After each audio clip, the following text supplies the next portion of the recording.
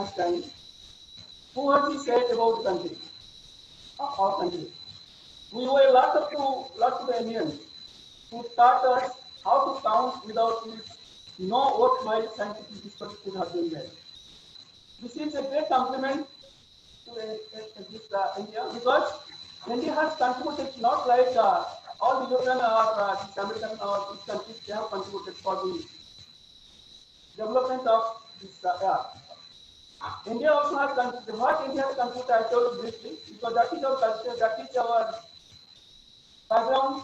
And once upon a time, India was the great country who was culturally, economically, was much better than this European and this American. People come to briefly, I'll take some of the points. Like 1 to 9, okay, it was invented, but 0 is more important. 0 was invented in India by this is in around 1000 BC.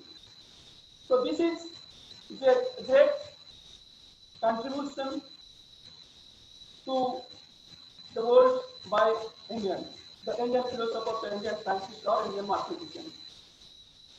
And not only that, the place value system, the decimal system also was developed in India in about 1000 BC. And Aryabhat, who was also one of the astronomers, the scientists, who can say, who explained this is a spherical shape, size, diameter, rotation, and correct speed of the Earth in 5th century AD, when it was during Gupta period. So this also one contribution to the this world population. And sometimes, as today was saying, that is university like Oxford or many other universities in the world, they have also in the top. But once upon a time, of the concept of university, I can tell you, was introduced in India. The first university, that is about Indian culture. The first university which was started in the world, that was Taxila. And it is in 700 BC. The first university which started in the world. And that was 60 subjects. And students from different parts of the world are coming to learn at Taxila. There are a lot of debates about that. Not only that, another university which was developed in 4th century BC, sorry, 4th century AD, that was Nalanda. And this was one of the universities which was accommodated highest number of people. That time, 10,000 people or 10,000 students were staying inside this university and learning. Not only from India, they are mainly, rather, the students were from different parts of the world, China, Japan, all the Far East countries. So that was the education system and the culture at that time. No doubt that was the Buddhist, or the main education was the Buddhist system, but still the Indian education. You see that 700 BC, that first university system started in India, education system was talking about India. So that India has given a lot to to the world population. And Nalanda University also it is now all heritage sites, that is in Bihar, where anybody has visited.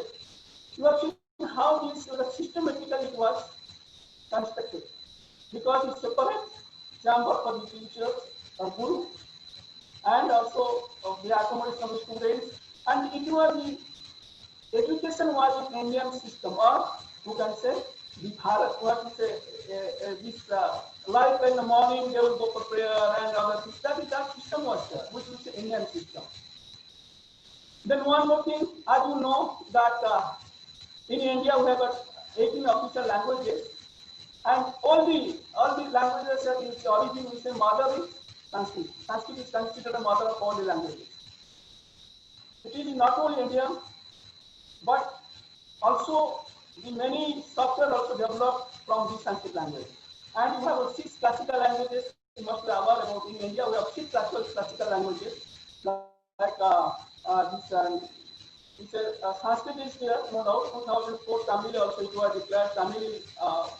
Then your Tamil and Telugu, then Malayalam in 2013 and Odia 2014. These are the 6 classical languages in India we have.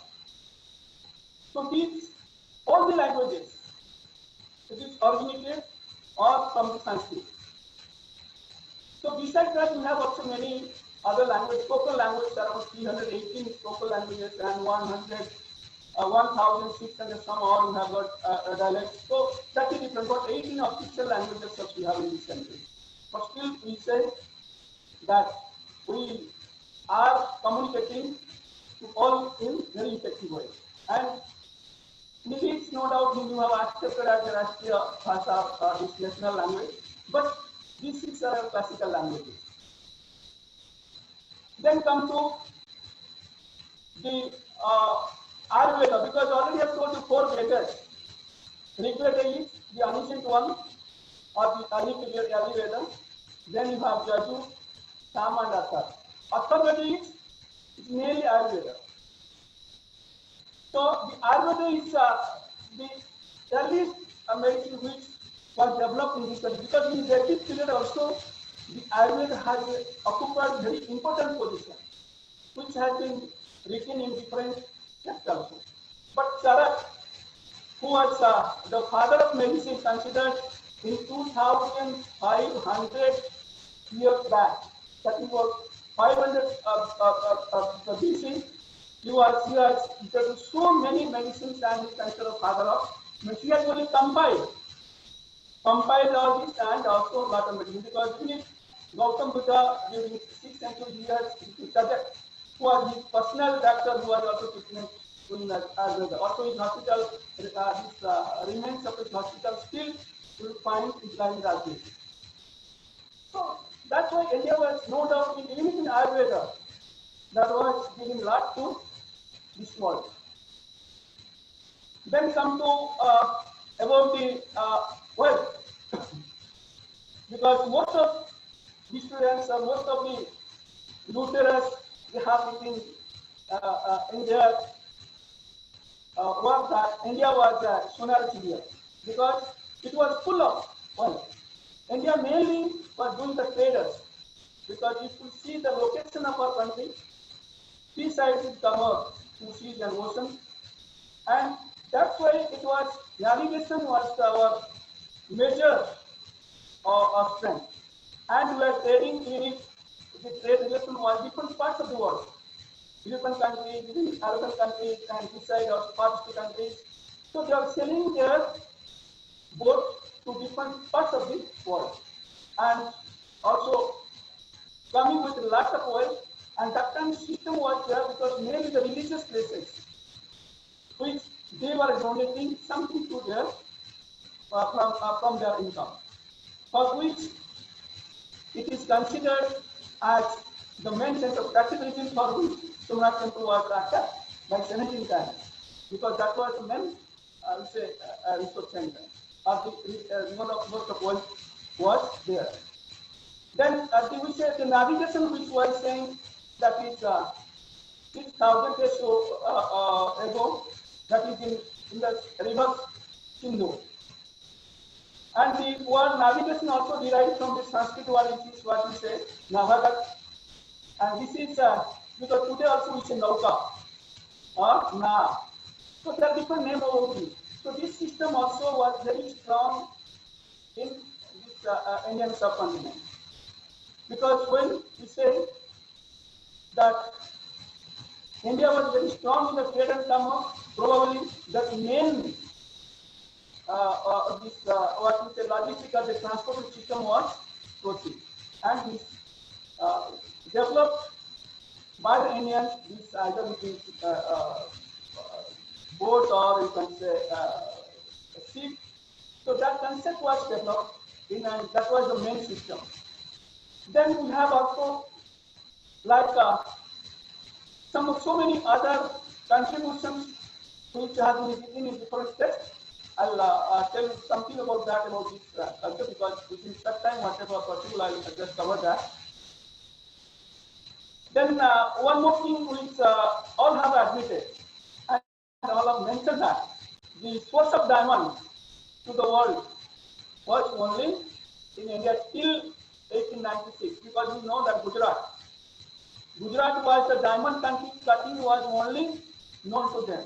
All the best diamonds was taken from this land only, from India.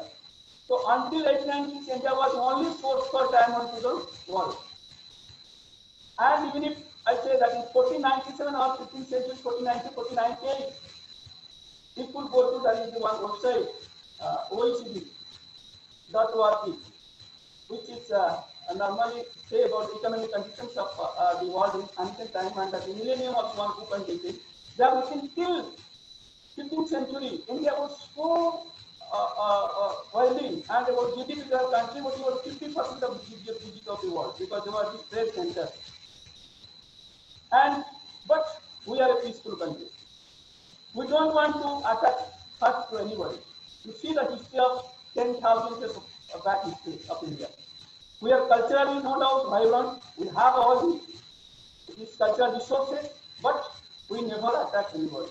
We don't want to be, because in the word of Prime Minister, Honorable Prime Minister Mr. we want peace. That's why India never invaded any country in her 10,000 years of history.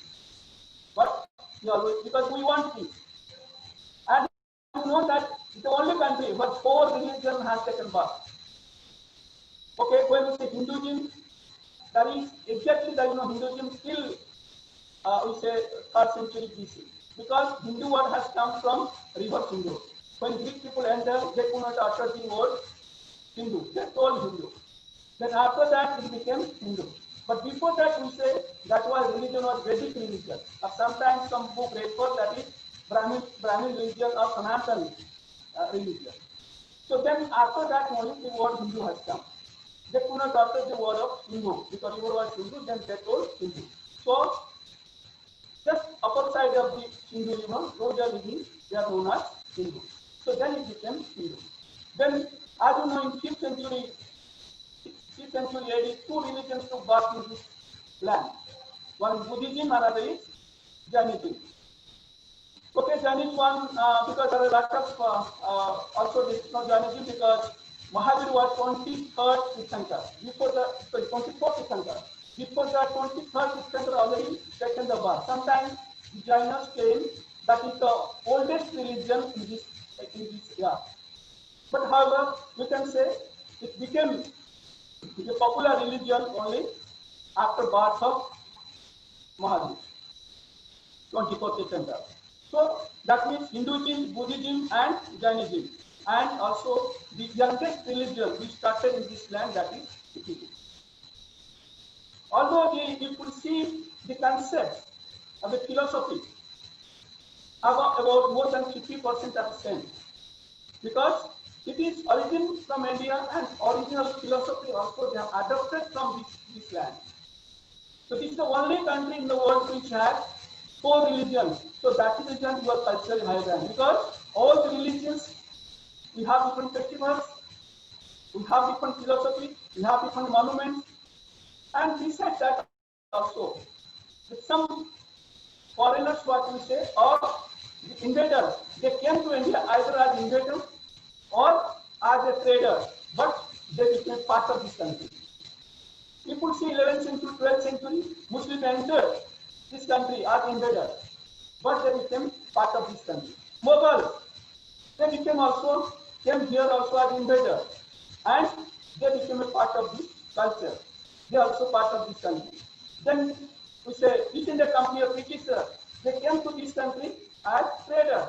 Then they also ruled over here and became part of this country. That's why we say we have a very long history and we have accommodated everything. This is the country, only country we have accommodated and taken as a secular country.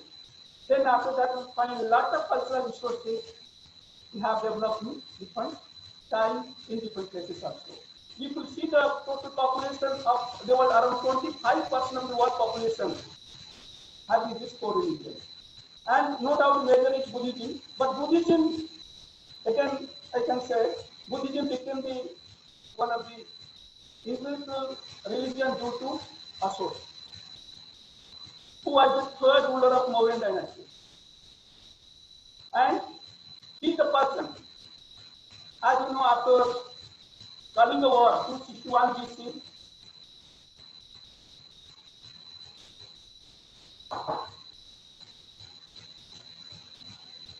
the Kalinga War, which was in 261 BC, it was between Ashok, the Mauryan ruler, third ruler, then Kalinga. It is because till today, it is who was the ruler, it is not known. So Kalinga was, many books say Kalinga was a democracy was building there, some aristocracy there. Sometimes it was also mentioned that the traders, as Kalinga was very powerful country, so far as wealth is concerned, and they have a trade relations with different parts of the world. So the traders were ruling over here. So then Ashok accepted that, and after that, Ashok became Buddhist. He won the war, but could not conquer the heart of Kalinga. And sometimes we say afterwards he accepted Buddhism. And he the person, he sent his missionaries to different parts of the world. Then after only, we say Buddhism became the international religion. You go to the Far East, you will find many countries also they have this Buddhist religion. So that is also, it has given a different message from this country. And this religion has no doubt been changed a lot, because although they have Inaugural Mahajan, then you have Kartakajan, so different sects they have, but now it has been changed to Taravida, all these things, but some philosophies, main philosophies say. Okay, there are some ancient texts also. I just want to give some of the this idea about this. It is Surya Siddhant, which is a textbook of astronomy, very ancient India, where we find the data which is given about this because astronomy. It is almost similar to the present modern science we can say. So that means at that time also astrology was very strong branch after Vedic, in Vedic period. Astrology was very strong branch. They had the knowledge of all the 9 planets or whatever you say about moon, about the sun, about all these Mars.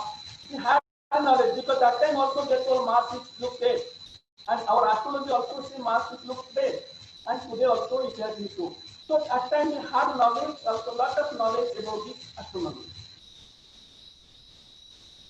Then if we come to the deep history, or rather we can say some of the ideas about our country, how this culture developed. It is that I can go at least recorded history, or you can say this from the excavation, 5,000 years old civilization. When I'm telling this, I'm talking about Mahendra Harappa civilization, Indus Valley civilization, which will keep around 3,300 BC to 1,700 BC during that time. That means we had a developed society that time. Whether it's Aryan or Dravidian doesn't matter, but we say that is 5,000 old history of civilization, because about lot of say this Aryan Dravidian. Because when you say our name is Bharat, this Bharat word also has come King Bharat. Bharat was some say Aryan ruler, and who got married with a Dravidian girl. Then he tried to create Bharat, unite Bharat, and after that, after his name, he became Bharat. Because in another episode, particularly if you go to Ramayana, Lord Ram was 39th ruler, and 17th ruler was Bharat. So probably, and 24th ruler was Raghu. So that's why if say Raghuvan's word come after 24th ruler, and Bharat, the 17th ruler was Bharat.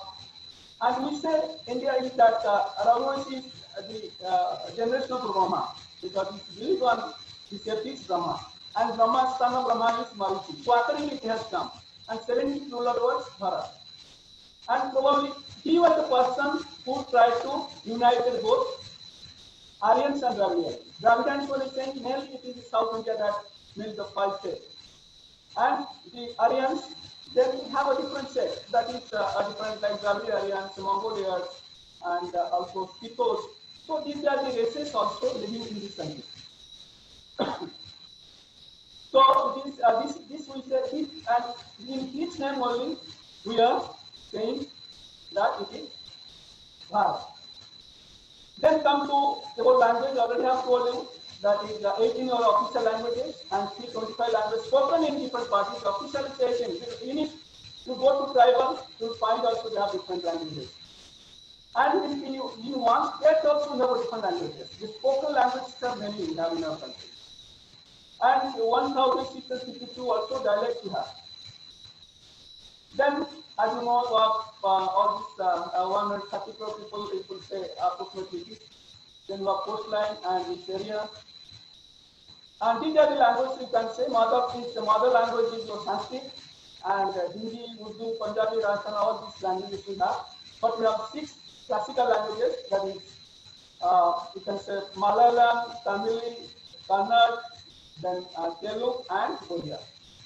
We have these and Sanskrit. These are the 6 languages. We have classical languages. Then come to some of the.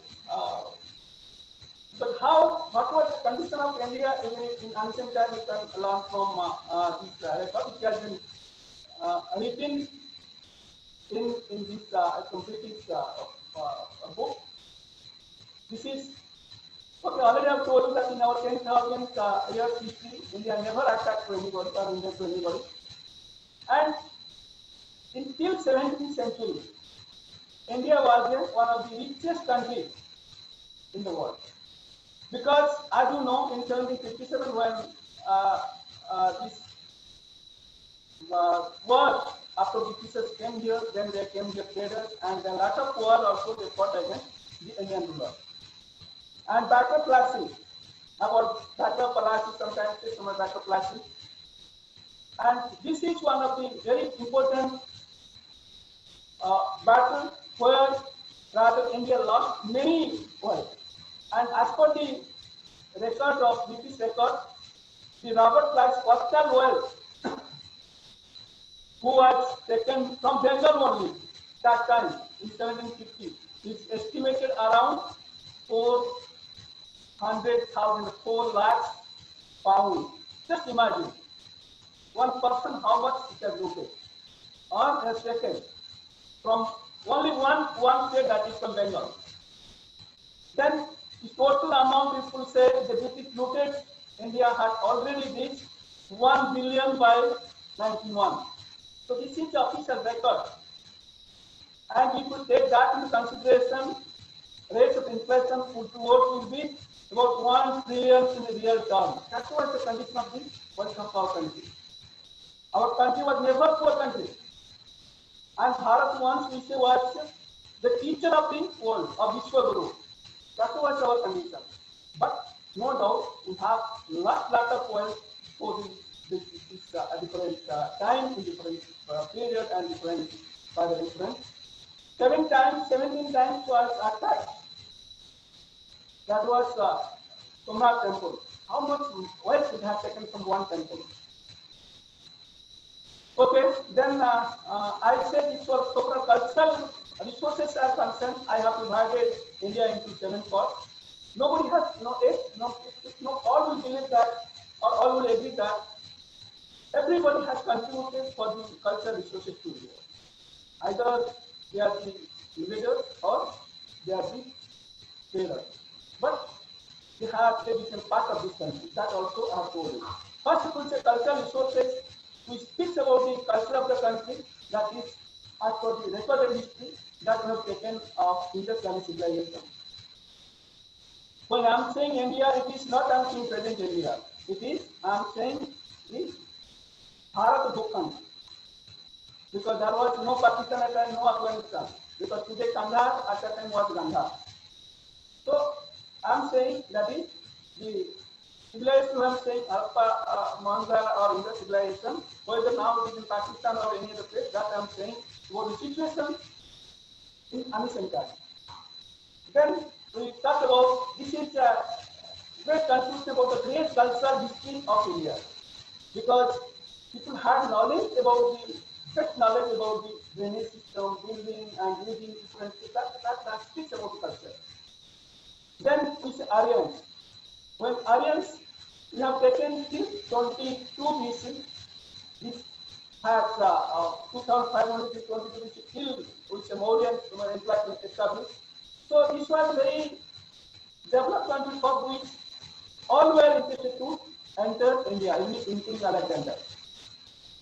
So Greek ruler and Persians, they tried to enter India, but the great rulers at that time rejected, and somehow they could allow to enter India because India was so much cultural structure there. Then Mauryans established dynasty in 322 BC to the rule about 180 BC. At that time, the Buddhism became the interested religion, and you find for the first time the what we say architecture marvel or the relationship established with different parts of the world, then new architectural style developed with Mughal style. Today we see all the Buddhist monuments that is their contribution. After Mauryans, the Sungha dynasty came, then Kushan dynasty came. So they continue with all these Buddhist sculptures, Buddhist monuments. And you will find lot of Buddhist monuments in this country because during when you in your study tour or your detailed discussion that is done and also it will be discussed detail about the monuments or some of them are very well heritage sites also. And we have this Buddhist monument in almost all parts of the country. And Sanchi is one of them, as you know, it is one of the great monuments. Then after it's a Gupta period, which we consider as the golden period in Indian history, because during this period, and it was they ruled about more than 160, 170 years, and during this time, you'll find lot of development literature because this Kalidas, all the Navaratna, they are from this Gupta period, and in all fields, India surpassed the world and contributed a lot to the world. So that's why we say the golden period, and particularly literature also. This was a very strong period for literature concerned, monuments are concerned, and the temple architecture was starting today. It started only during this period. So many things you'll find to develop during this period. So culturally, they are vibrant period we consider. And today also these are our resources, because we could find that 1970, 80 or 1990, the tourists are coming to India to see the cultural life of the country and cultural resources of the country. Around 64% of the tourists at that time were coming to India for the cultural tourism. No doubt after that now the primary purpose was culture. Then you have lot of other branches now, agriculture tourism, rural tourism, or you can say many other branches have been developed, ecotourism, all these things have already developed in different parts of the world, but mainly it is, still we say, the culture tourism is the base of pyramid of Indian tourism. Okay, then we have a Muslim period, and after Gupta period, then we will find so many regional dynasties developed. Like in south, they have also a lot of Chola or Balavati, they have also different. Then they have contributed a lot to the Indian culture also, because in south, it also so many vibrant monuments, temples also constructed during that time. Then same way in north also, they have different architecture style, and also the Rajasthan and other places they developed. So till we say around 12th century, this regional dynasty and regional culture took a lead in Indian society. Then after the Muslim came, so they also contributed to this Indian history, or you can say Indian culture, because that we find during Muslim that we say Sultanate period. So during that period also, lot of things which came to because that's a conglomeration of Muslim and Hindu world. And many Muslim also find Delhi, no doubt they confined first to Sultanate Delhi area, but still they try to expand to different parts of it. Influence was there. Then with the Mughal period, which we consider that 1568 when we start Mughal period, after Sultanate it is 1568 Mughal period. So during Mughal period, we have some of the best this art, architecture, literature also developed in this country. And one of them is no doubt Sarat, which today also occupies no doubt is a very important position in our cultural history. So that is the reason we say India has accepted everything, and also this developed after coming back here, either the land or the wealth that this has been changed them a lot, and after that the kingdom, Indian land, also India accepted them and their culture also. So that's why we find India is not only we say the one culture, it is a culture of different religions, and it's a conglomeration of different and this culture and developing new culture. The way which the Mughal art, neither we say it is art is either ornaments or this Mughal art is developed. Concept have taken from there, but developed by the Indians. Similarly, the Mauryans also this concept adopted in ancient India, adopted from Persia, adopted from the Greek, but developed a new concept that is the Mauryan art. And after this, after Mughal, then Europeans also came to this land and as a trader, but the Gothic art, which they developed, and we find lots of churches in Goa and many other places in that is the Gothic style. And some of them also the churches of Goa are always declared as world heritage for their art and architecture.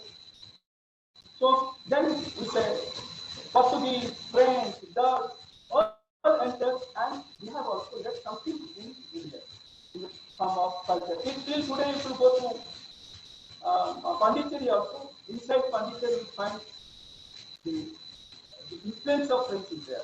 Go to Goa, we find also influence is there. Portuguese and that influence is there. Go to Delhi, Calcutta, and others, because which was the main center, the building we find also it is a lot of influence of this Gothic art, and also this is style structures also still there. Then you can say after 1947, then now we are in India, we have also modern some this culture. Besides this building and monument, we have also a lot of other things to contribute. Because giving this honor is not possible, but still you should know about the culture. Come out about your this. I told you that we have different religions. So first to take about the dance. We have six classical dances also in India, like you can say Bharatanatyam, Odissi, Kuchipudi, then Kathak, Kathakali, all these are classical dances. So besides that also, we have a lot of the folk dances and tribal dances which speaks about the culture. If you go to tribal, any tribal village, you will find for everything the dance. For marriage they also dance, for any harvesting they also dance, and their musical instrument is usually what we say their local they make it, and the language also is different, but religion is different.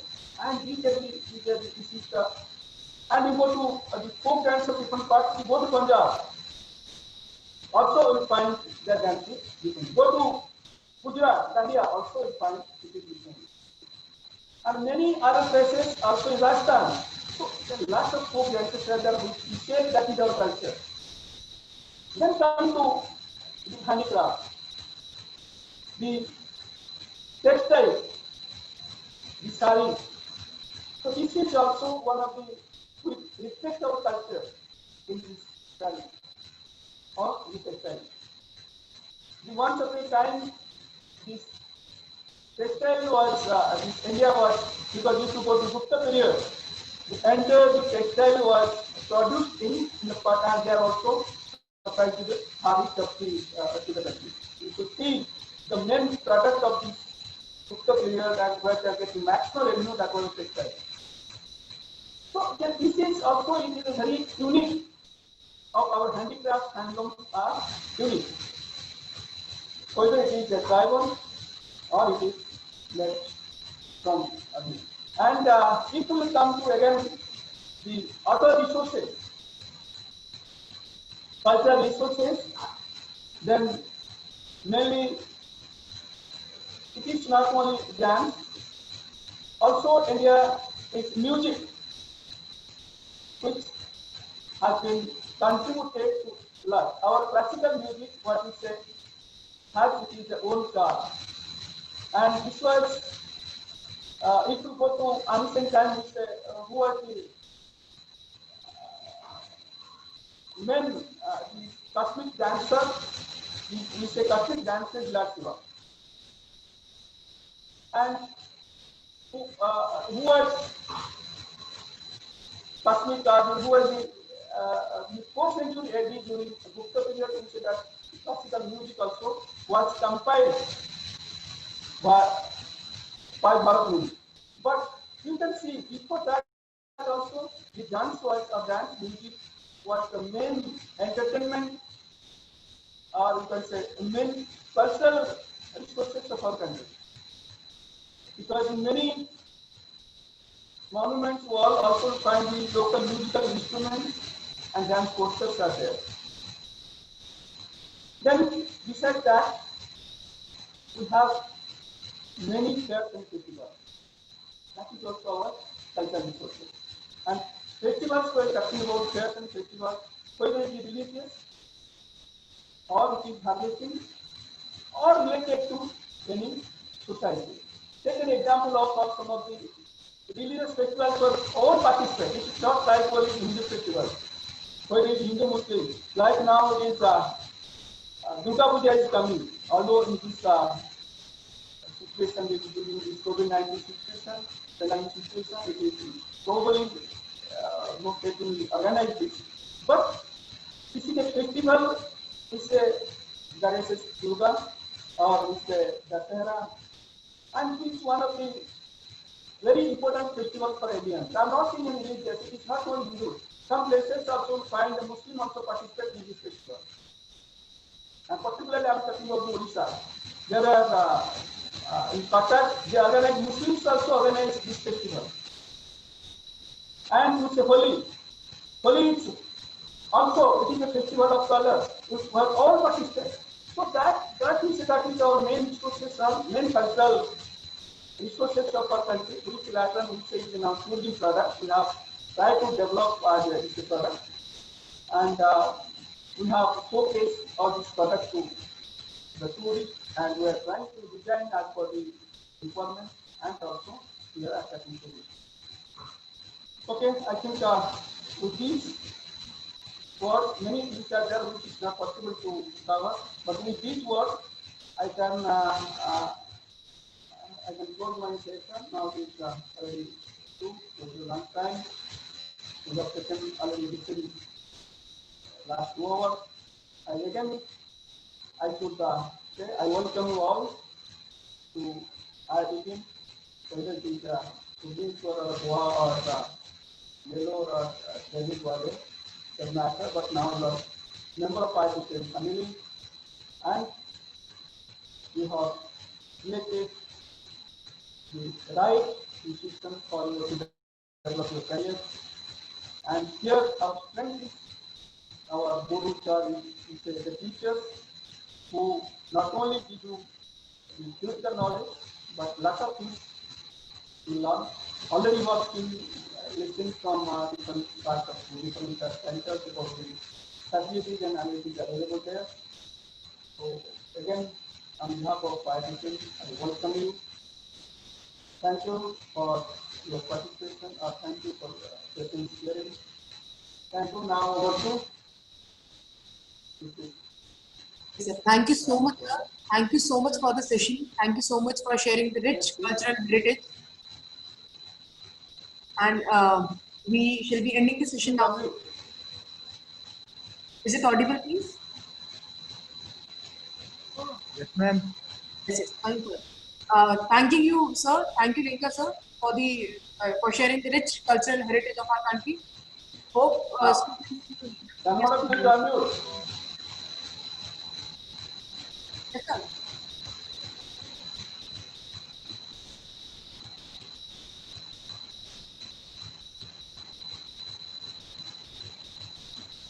Yes, sir. Hello. Please hear me, sir. Ma'am, you are audible, ma'am. Thank you, students. Sir, is this audible to you? Yes. Yes, ma'am. Thank Yes, ma'am, you are. thank you so much, sir. We will If be somebody wants, hello. sir, please.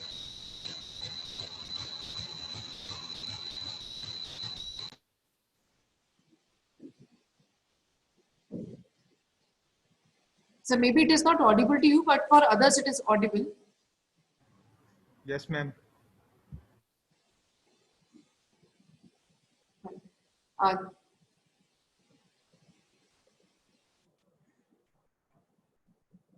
yes.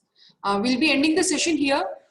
We'll be meeting after an hour, and this is from 3 o'clock. So from 3 o'clock, we'll start with our third session, which will be taken by Professor Monica Prakash from Noida Center.